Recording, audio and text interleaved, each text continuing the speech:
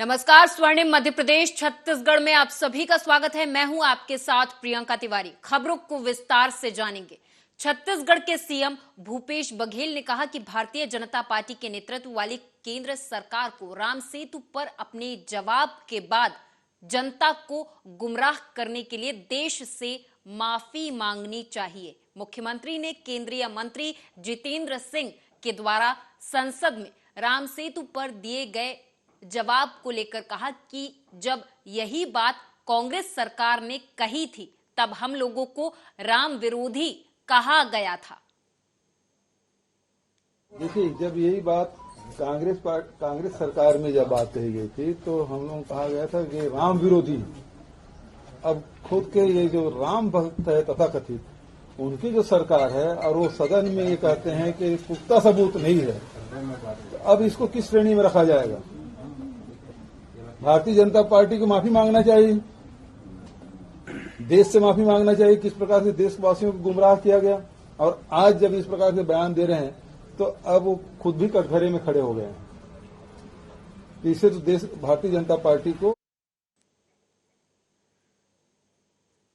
MP के मुख्यमंत्री CM Shivraj ने पीएम मोदी से मुलाकात की। मीडिया से मुखातिब होते हुए सीएम शिवराज ने कहा कि प्रधानमंत्री के साथ मुलाकात हुई है, कई विषयों पर चर्चा हुई। आप भी सुने। मध्य प्रदेश में हमने पेशा एक्ट लागू किया है। धरती पर हम हमारे आदिवासी भाई बहनों को जंगल, जमीन और जल और उनकी संस्कृति और परंपराओं को अक्षुण्ण बनाए रखने के जो अनेकों नियम बनाए हैं, उस पर भी विस्तार से माननीय प्रधानमंत्री जी से मेरी चर्चा हुई है। मध्य प्रदेश के विकास के कामों की मैंने जानकारी दी। फ्लोटिंग सोलर पावर प्लांट एक लगने वाला है मध्य प्रदेश में, एजेंसी वगैरह सब तय हो गई है। बांध के ऊपर सोलर पैनल बिछा के हम बिजली बनाएंगे तो हमारी जमीन भी बचेगी और पानी भी भाप बन के नहीं उड़ेगा। एक महत्वपूर्ण प्रोजेक्ट है, विशेषकर पर्यावरण को बचाने के लिए सौर एनर्जी बहुत महत्वपूर्ण है। तो मैंने उसका भी शिलान्यास करने का आग्रह प्रधानमंत्री जी से किया है। प्राकृतिक खेती इस बार मध्य प्रदेश में हमने शुरू की है 53,000 किसानों ने। तो प्राकृतिक खेती के बारे में भी मैंने उनको जानकारी दी है। विकास की अनेकों परियोजनाओं की चर्चा हुई है और मुझे बताते हुए प्रसन्नता है और संतोष है कि प्रधानमंत्री जी से मार्गदर्शन और भरपूर सहयोग हमें मिल रहा है। बैठक में इन्हीं कई मुद्दों पर चर्चा। सर, एक कैपेसिटी बिल्डिंग प्रोग्राम भी जो है आज शाम को होने वाला, सर उसके संदर्भ में आज सवेरे शुरू हो गया, मैं जाके सम्मिलित होऊंगा।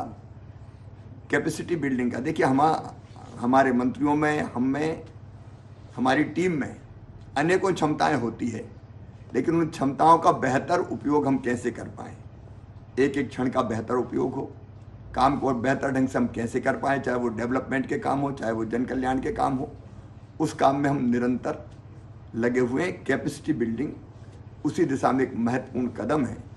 आज बाला सुब्रमण्यम जी, सचिन चतुर्वेदी जी सब भोपाल में हैं और हम लोगों ने तय किया है आत्मनिर्भर मध्य प्रदेश, अधोसंरचना का विकास, 10 उपलब्धियां और 10 चुनौतियां। उस पर मंत्रियों के अलग अलग समूह बने हैं और चर्चा प्रारंभ हो गई है। मैं भी अब सीधे यहाँ से भोपाल जाके उस चर्चा में शामिल। माननीय प्रधानमंत्री जी से भेंट करने का सौभाग्य मिला, बहुत सार्थक चर्चाएं हुई और अनेकों विषयों पर उनका मार्गदर्शन मिला। मध्य प्रदेश में 8, 9 और 10 जनवरी को प्रवासी भारतीय सम्मेलन होने वाला है। प्रवासी भारतीय दिवस, उसके उपलक्ष्य में 3 दिन कार्यक्रम और दुनिया भर से 80 से ज़्यादा देशों से प्रवासी भारतीय मध्य प्रदेश पधार रहे हैं। मध्य प्रदेश की परंपराओं के अनुकूल उनके स्वागत की व्यवस्था की जा रही है और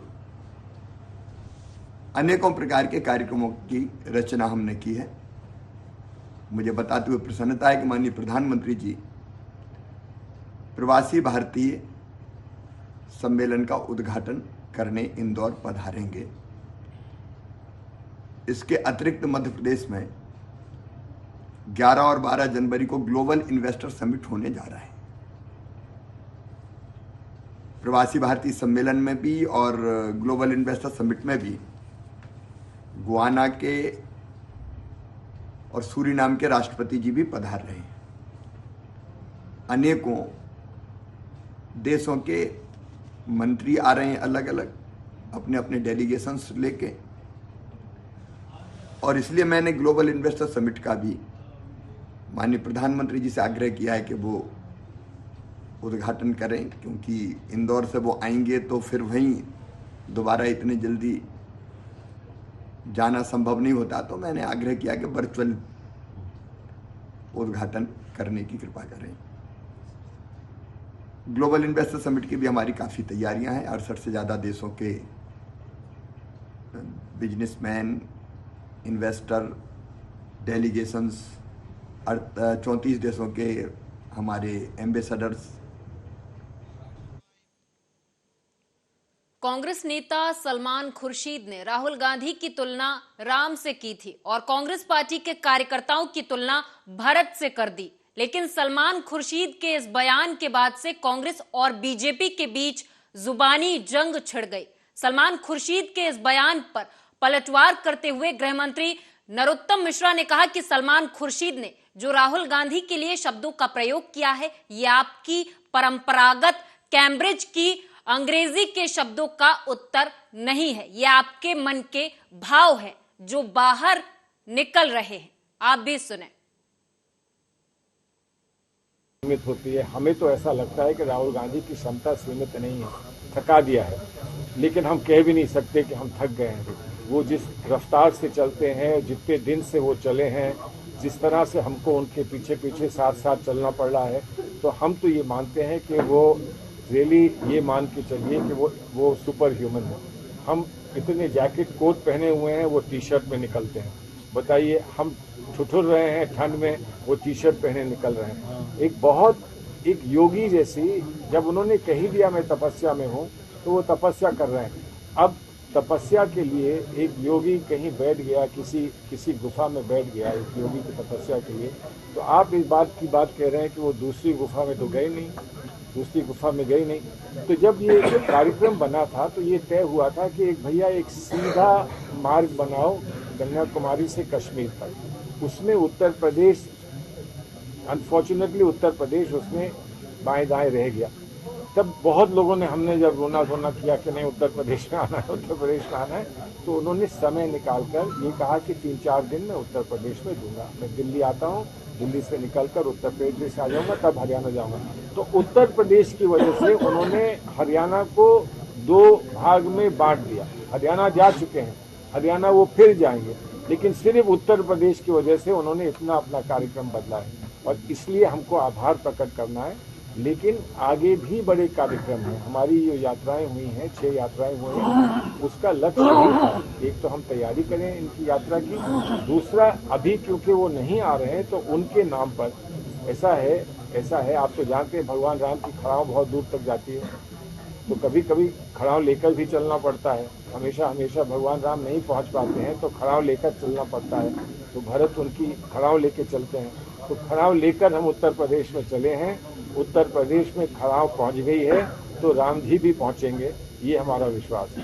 कांग्रेस नेता सलमान खुर्शीद ने राहुल गांधी को भगवान राम कहा है और कांग्रेस के कार्यकर्ताओं को भरत की उपाधि दी। खुर्शीद जी, नर की तुलना नारायण से करना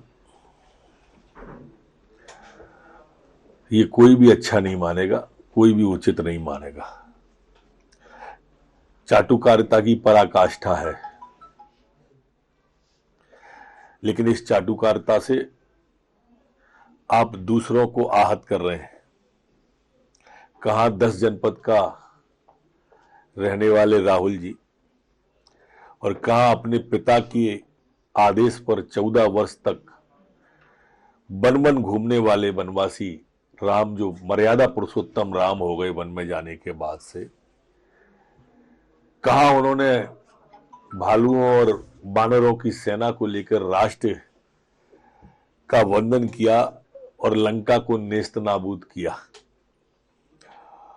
और कहा सरहद पर जो हमारे जवान हैं उन जवानों का अपमान की भाषा बोलने वाले को आप नारायण से तुलना कर रहे हो। ये जवानों के साथ भी उनकी भावना को आहत करने वाला है। चाटुकारिता की पराकाष्ठा हम सबके आराध्य मर्यादा पुरुषोत्तम भगवान राम से एक व्यक्ति की तुलना करना जो भ्रष्टाचार के आरोप पे बेल पाकर बाहर है, यह अपने आप में दर्शाता है कि कांग्रेस पार्टी के जो लीडर हैं वो चाटुकारिता करने में कोई कमी नहीं रखेंगे। और एक बात मैं और कहूंगा, भारतीय जनता पार्टी की विचारधारा की जीत बिल्कुल स्पष्ट दिखाई दे रही है। ये वही कांग्रेस है जो कहती थी भगवान राम काल्पनिक हैं। जिन राहुल गांधी की तुलना वो हमारे आराध्य मर्यादा पुरुषोत्तम भगवान राम से कर रहे हैं, उन्हीं राहुल गांधी का वक्तव्य है कि लड़के लड़कियां छेड़ने मंदिर में जाते हैं। अगर वोट पाने के लिए ओछी घटिया हल्की राजनीति करनी पड़े तो ये कांग्रेस पार्टी के नेताओं के डीएनए में है कि वो इससे गुरेज नहीं करेंगे। मैं इतना ही कहूंगा, ये बिल्कुल स्पष्ट हो गया है, तमाम बयान है। हिंदू समाज की, और केवल हिंदू समाज की क्यों, पूरे भारत के हर नागरिक की भावनाओं को आहत करने का काम कांग्रेस पार्टी करती आई है और कर रही है। क्योंकि भगवान से तुलना करना, किसी के इष्ट से एक व्यक्ति की तुलना करना अपने आप में एक दुस्साहस है और जनता इनको जरूर सबक सिखाएगी।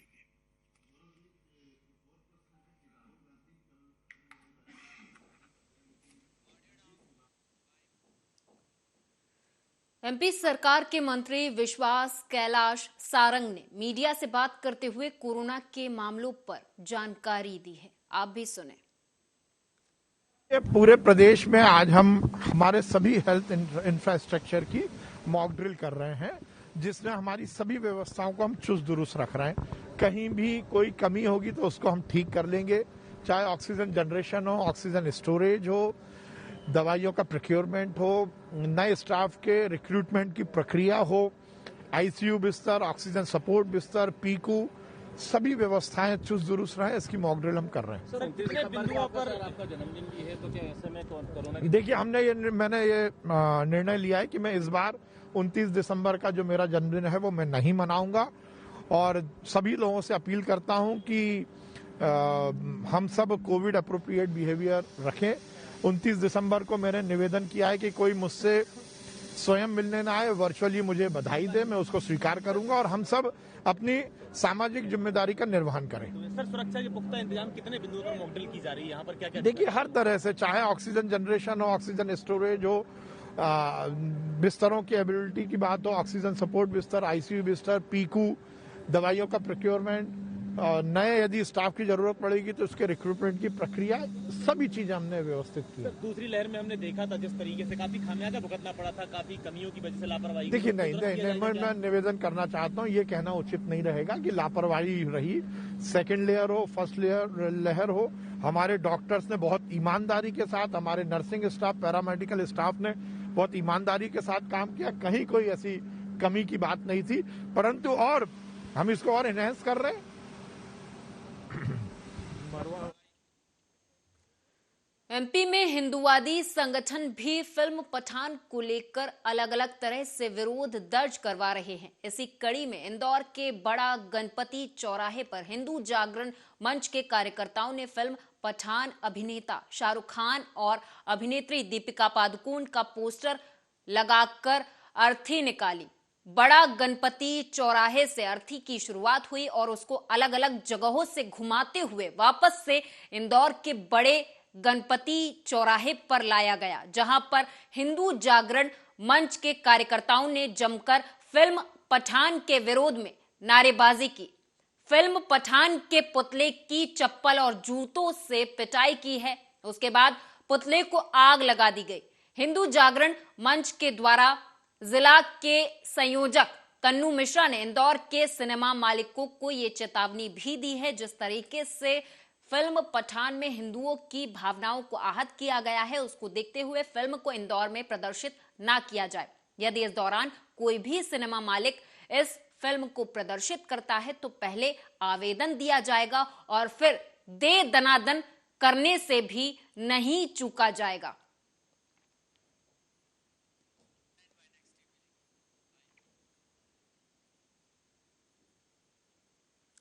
एमपी में बीते 48 घंटों में प्रदेश में ठंडक बढ़ गई है। पहली बार प्रदेश में रात का पारा 4 डिग्री सेल्सियस के नीचे आ गया है। सबसे कम तापमान नौगांव 3.8 डिग्री सेल्सियस तक आ गया। दतिया में जबरदस्त कोहरा होने से यहां पर दृश्यता 200 मीटर तक रह गई है। यहां पर न्यूनतम तापमान 4.5 डिग्री सेल्सियस रिकॉर्ड किया गया। हिमालय में बर्फबारी और उत्तरी हवाएं चलने से प्रदेश में दिन और रात के तापमान नीचे आने से पहली बार ठंड का एहसास हुआ है।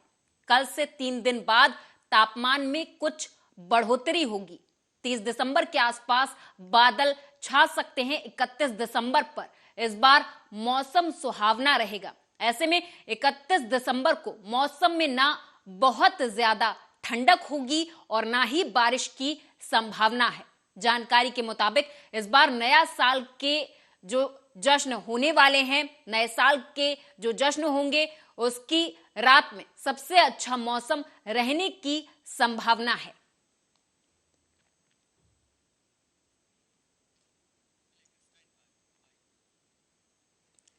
एमपी के इंदौर शहर में नए साल के मौके पर 11 और 12 जनवरी को ग्लोबल इन्वेस्टर्स समिट का आयोजन हो रहा है। इस सम्मेलन में अंबानी, अडानी समेत देश के 100 बड़े उद्योगपति भी शिरकत करेंगे। हालांकि अभी तक 65 से ज्यादा उद्योगपतियों ने इस पर अपनी सहमति जताई है। साथ ही विदेशों से भी कई बड़ी कंपनियों के प्रतिनिधि शामिल होंगे। बता दें कि इस समिट में प्रदेश के साथ इंदौर और आसपास के इलाकों में भी निवेश की काफी संभावना जताई जा रही है। इस समिट में देश के लगभग 100 उद्योगपतियों के साथ ही लगभग 40 देशों के प्रतिनिधियों के भी शामिल होने की संभावना है। मिली जानकारी के मुताबिक बता दें कि इस बार समिट के लिए आदित्य बिड़ला समूह के कुमार मंगलम बिड़ला, अडानी समूह के प्रणव अडानी, टाटा इंटरनेशनल के नोएल, टाटा बजाज फिनजर्व के सीएमडी संजीव बजाज, गोदरेज इंडस्ट्रीज के सीएमडी नादिर गोदरेज आदि उद्योगपति शामिल होंगे।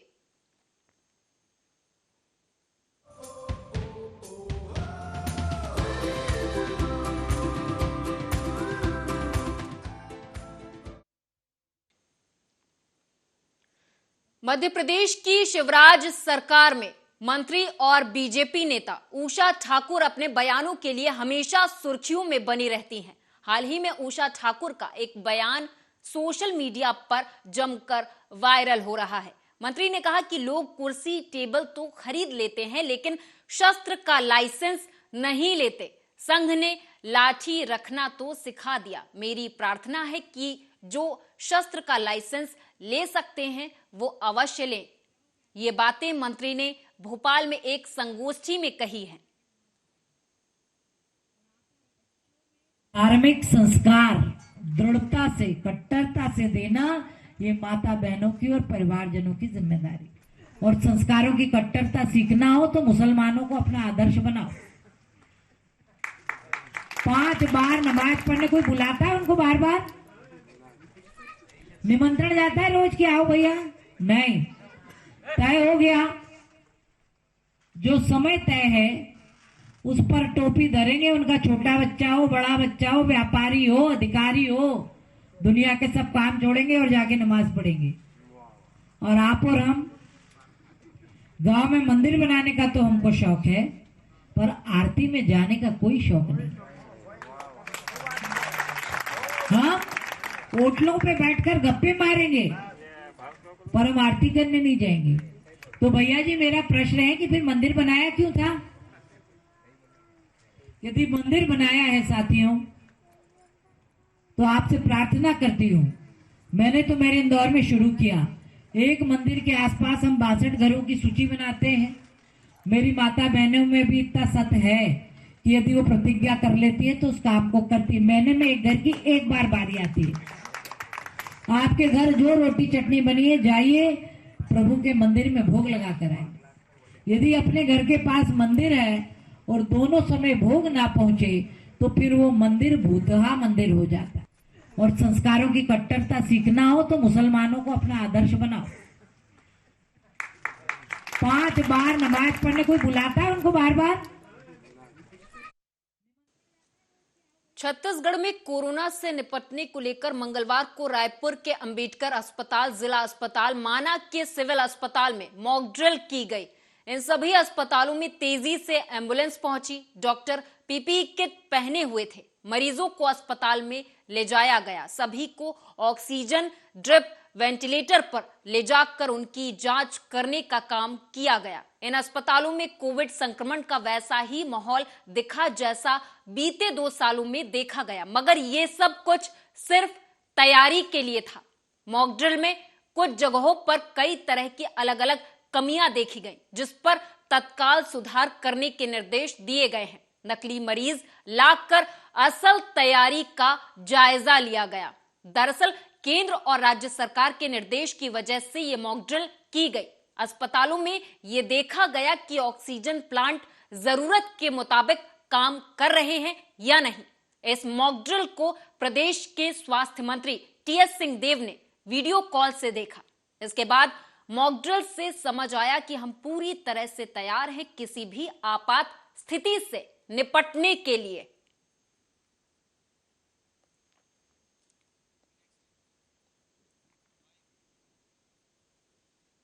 केंद्रीय मंत्री ज्योतिरादित्य सिंधिया का एक वीडियो वायरल हुआ है, जिसमें वो मध्य प्रदेश सरकार के ऊर्जा मंत्री प्रद्युम्न सिंह तोमर को चप्पल पहनाते हुए दिखाई दे रहे। दरअसल प्रद्युम्न सिंह ने एक सड़क निर्माण को लेकर संकल्प लिया था कि जब तक सड़क नहीं बन जाती तब तक वो चप्पल नहीं पहनेंगे।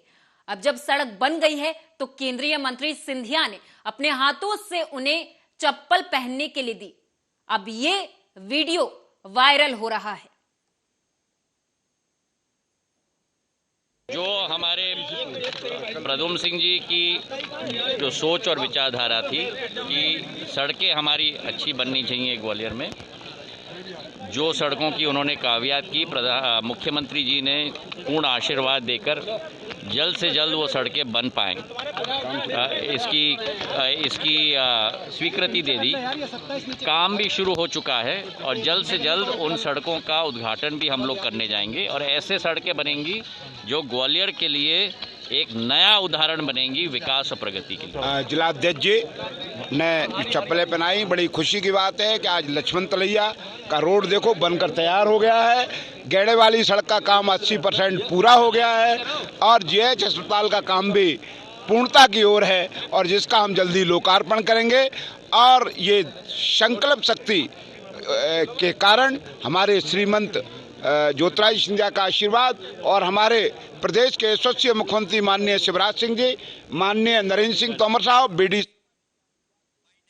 इसी के साथ इस खास पेशकश में मेरे साथ बस इतना ही। आप देखते रहें आर्या न्यूज।